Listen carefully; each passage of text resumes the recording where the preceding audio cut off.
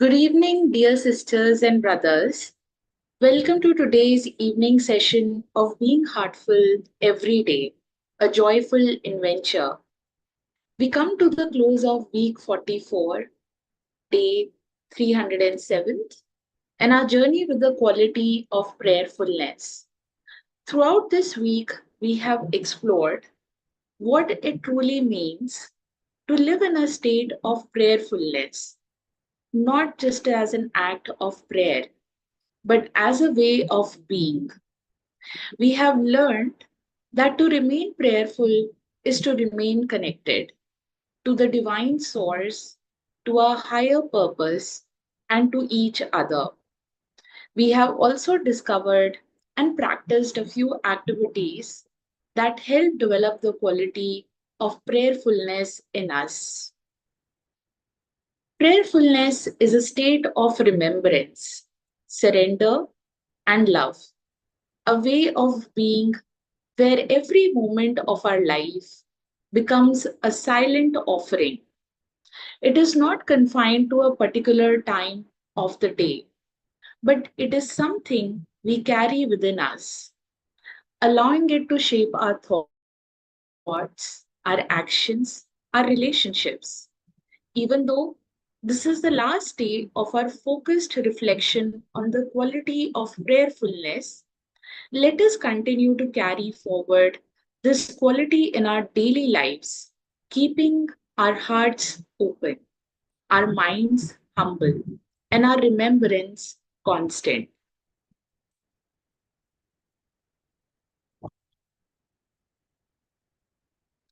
Before we begin today's session, let us take a moment to reflect on how we can share the gift of heartfulness with others. Each day, let us think of one or two friends, family members, or our associates who have not yet started this practice, and in our hearts, sincerely pray that they find their way to it. A simple yet meaningful step we can take is to share the master classes and being heartful everyday sessions with them. Let us all take this small step together with love and sincerity, helping to bring heartfulness into every home across the world. We shall now continue our reading from the article A User's Guide to Living Part 3 as we reflect on the deeper aspects of prayerfulness. Yesterday, we had covered the reading on how to pray, and today we will start reading from where do we begin. Our relationship with our highest self is an integral and vital part of human life, and hence the heartfulness practices. Through simple prayer offered with a heart filled with reverence, we connect with the source of our existence and invite the attention of the Supreme. It takes practice, however, to reach that prayerful, heartful state where prayer becomes automatic. Having said that, I want to draw your attention to the following quote from Babuji that brilliantly summarizes the philosophy and the practice of prayer. When the world emerged into the present form, the central point was already rooted deep in all the beings. This being a part of the Supreme, it turns our attention towards the source. In prayer, we try to reach up to that point. This is, however, possible only when we create a similar state within. This requires practice. It can be attained by resigning ourselves to the divine will, which is absolutely simple and tranquil. Apparently, it seems to be very difficult, though in fact it is not so. It is not difficult for those who aspire for it. When a person creates in themselves a strong craving for the absolute, they are indeed in a state of prayer, and it is for everyone to strive for it. Whenever a person enters into that state, even for a moment, their prayer is granted, but it requires continued practice to accomplish it. If you read this with an open heart and a contemplative mind and reflect upon it deeply, its essence will permeate into your consciousness and become one with your being. Then each time you practice the prayer, it will reveal itself in magnificent ways. Remember, prayer is not a static link, it is a dynamic link, a lively link with the source. A final note of caution. When facing worldly troubles, prayer is to be offered as a last resort. For example, if your sister is suffering due to a certain lack, would you compensate that lack right away? Or would you pray and just be happy by saying that you have done your part? If you fall overboard at sea, would you only pray for help or would you also start swimming? So, prayer as a means of asking for worldly help is to be offered when we have exhausted all means available to us to solve the problem. And with this, we come to the closure of the article, The User's Guide to Living, Part 3 by Daji. And now we will prepare ourselves for the universal prayer.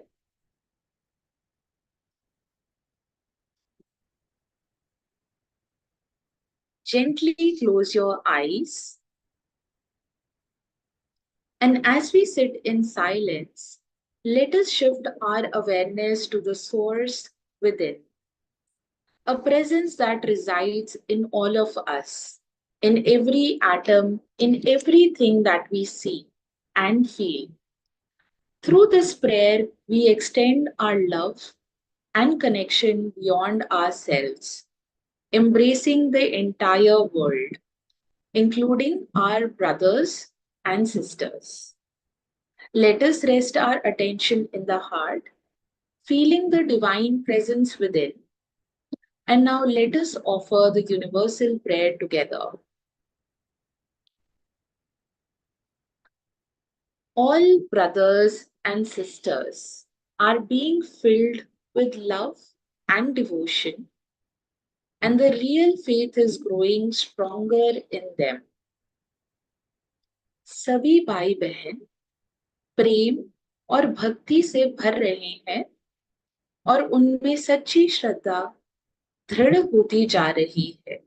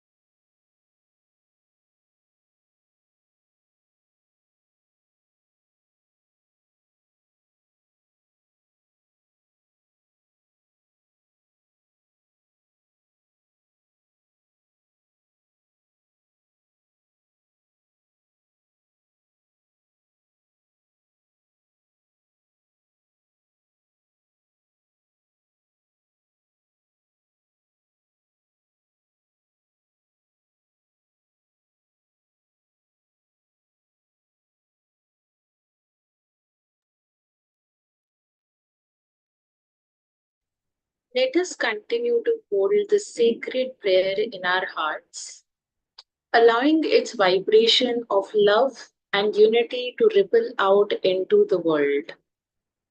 And as we prepare to close the day, let us take a moment for self reflection. Let us offer our bedtime prayer, sincerely seeking forgiveness for any missteps, reflecting on our actions with humility, and resolving to do better tomorrow. This nightly practice of introspection clears the heart and allow us to rest in peace and surrender.